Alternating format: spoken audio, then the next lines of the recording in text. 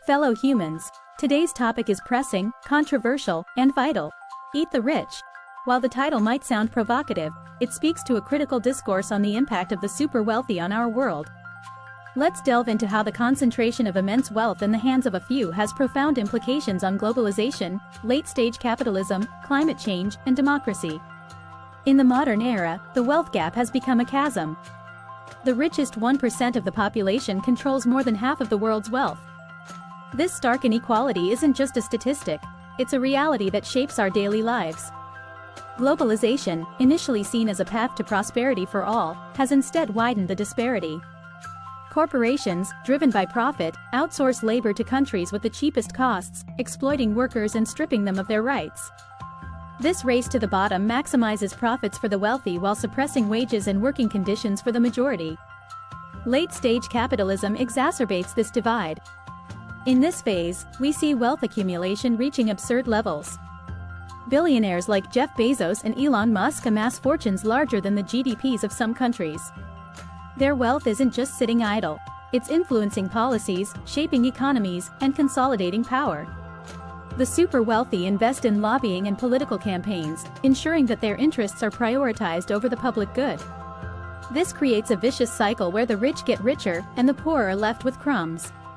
Climate change is another arena where the impact of the super wealthy is profoundly felt.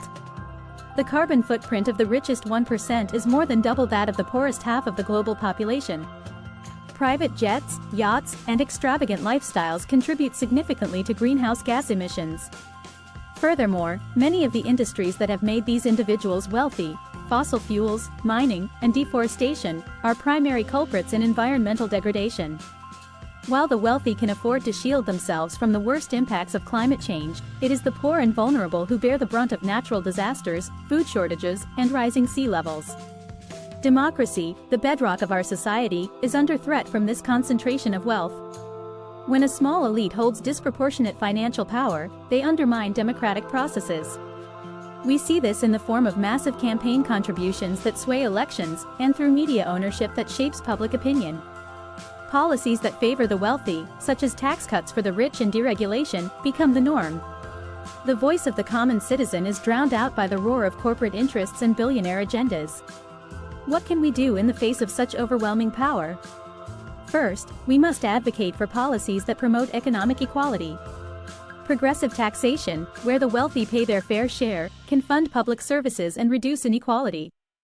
Closing tax loopholes and cracking down on tax havens will ensure that wealth generated within a country benefits its people.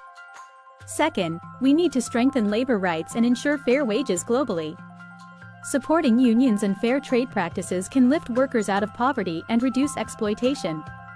This will require international cooperation and a commitment to human rights over corporate profits. Third, we must address climate change with urgency and fairness. Policies that hold the largest polluters accountable and invest in green technologies are essential. A just transition to a sustainable economy should include protections for workers and communities that are dependent on fossil fuel industries. Finally, protecting democracy is paramount. Campaign finance reform and measures to reduce the influence of money in politics are crucial steps. We need transparent governance and a media landscape that serves the public interest, not just the interests of the wealthy. In conclusion, Eat the Rich isn't a call to arms but a call to action. It's a plea for a more equitable, sustainable, and democratic world. The super wealthy, with their immense power, have the potential to be agents of positive change. But it is up to us, the majority, to demand that they contribute to the common good. Together, we can build a future where wealth serves humanity, not the other way around. Thank you.